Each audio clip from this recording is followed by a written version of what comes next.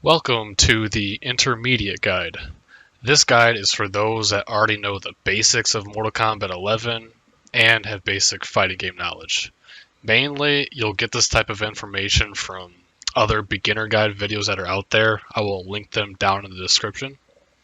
I will also be using standard Mortal Kombat notation for all the moves I talk about. The Intermediate Guide goes over a few topics. Those include the frame data in Mortal Kombat 11, taking your turn, the poke war, jailing, jump kicks, and anti-airing. We are going to start things off with the frame data in Mortal Kombat 11. Frame data is in every single move in every fighting game. It has startup, active, and recovery frames.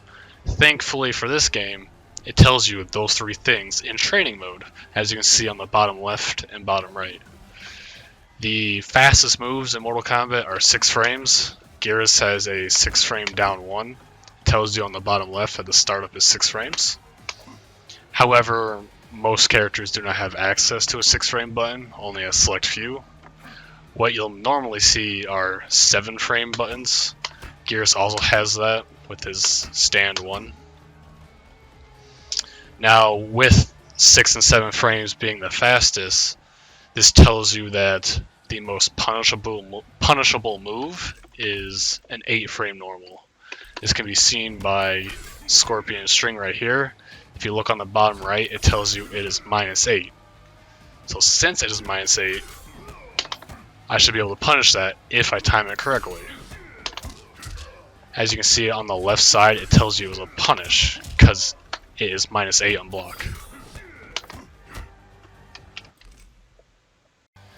It is important to know the frame data of moves so you can understand when you can take advantage of the situation. Say you're versing somebody and they're doing down 1 pokes like this. You could just sit here and block it the whole time, except he's -4 each time he does this. So as soon as you block that, you poke him back. You tell him, just stop. Like, that's not real. You shouldn't be doing that. Cut the crap. Understanding the frame data and how to take your turn in Mortal Kombat 11 is very important for the upcoming topic. We are going to talk about the poke war meta. This is something you will definitely see sooner or later if you hop online or just play against anybody else. This poke war meta happens due to the fact that this game has high attacks. This is notable due to the fact that highs will lose to people who are ducking underneath them and aren't blocking. Now say we have Scorpion doing forward 3. It says he is -2 after this, so it is my turn technically. So I would want to do something like this, like 1-1, that's a high. However, if I do 1-1, he recovers in time to where my high whiffs and he's able to poke me out of it. This is the whole aspect of the poke war. You need to condition people to stop doing these pokes. So instead of doing a stand 1 where you'll get hit, you want to just mash down 1 instead. Now, you stop the opponent from stealing his turn after he was -2 on block. But what if you want to do a more damaging combo since down 1 doesn't combo at all? You could consider doing a mid-string. For example, Geras' forward 2 and 2 can definitely combo. However, you always have to look at the frame data. Geras' forward 2 is 11 frames. And as we discussed before, Scorpion's forward 3 was -2.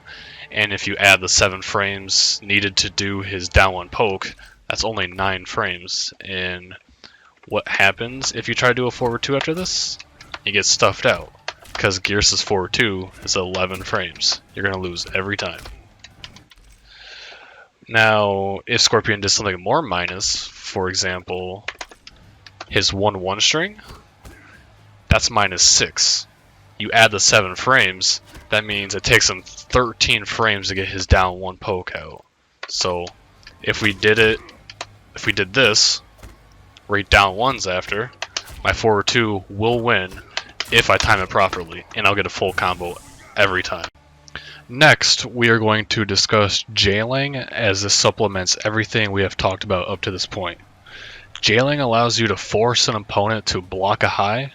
They cannot duck it, nor can they down one poke it. This is all due to the hit advantage of the last move you did. For example, Geras does down one poke, and on the bottom left it says 11. That means he is plus 11 on hit after he lands a down one poke. So if he were to do his 7 frame standing 1, which is a high, Scorpion cannot escape it whatsoever. And I will show you that right now. If you look at the right, I am mashing down 1 after I get hit. I'm losing every time. Now I'm just going to duck. I still get hit. I am forced to block this no matter what. As long as Geras properly times that stand 1, I cannot get out of this. Jailing is important as it opens up more options for you to use and keeps the opponent guessing. These options can vary from character to character, like plus frames or mix-ups. For example, if Scorpion lands a down 3 poke, he can jail his high string, specifically his 2-1 string. This makes it so he is plus 2 on block, and I cannot duck this due to the hit advantage of down 3. The last thing we will discuss is jump kicks and anti-airing. This is a special topic for this game in particular, as anti-airing in this game is a bit more difficult than you would think. Jump kicks are super strong in this game, even with the nerf to their frame advantage that happened in the most recent patch. They can completely stuff out anti-air attempts. For example, Baraka's jump kick will just stuff out my down 2. I have to be very preemptive to get this. And I'm doing it early because I know he's going to do it. But like reacting to an actual situation is kind of tough. However, if I block this, he's -5. It's because he's doing the jump kick pretty early in the arc. So he's a bit negative. And it's tough to down to him due to the fact that he's jump kicking so early. Now, he could also do a late jump kick like this. That leaves him plus. However, this gives the person more room to anti-air. This is a clean anti-air all the time because the opponent is deciding to do a late jump kick. This creates a mind game, as you won't be able to consistently anti-air every time. Will they do it early or late? Should I block or try to stop them? Honestly, sometimes it is just best to hold that jump in, as the risk far outweighs the reward of anti-airing them. There are a few options you can consider. You can air-to-air them, like this. You can even get a combo depending on the situation. You can side switch. You probably won't be able to punish them, but it is an option in case you need it. You can also flawless block the jump in, if I can get it. You can do a flawless block reversal, or you can just do that. Heals -1 after that, when he was normally +4. These are all very good options to consider, but they can be a little difficult to do consistently. It is definitely something you'll have to work on a lot in order to improve on.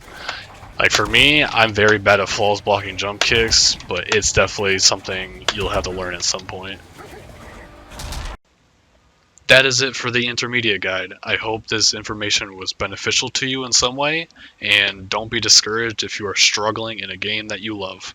Grind it out, learn, and level up.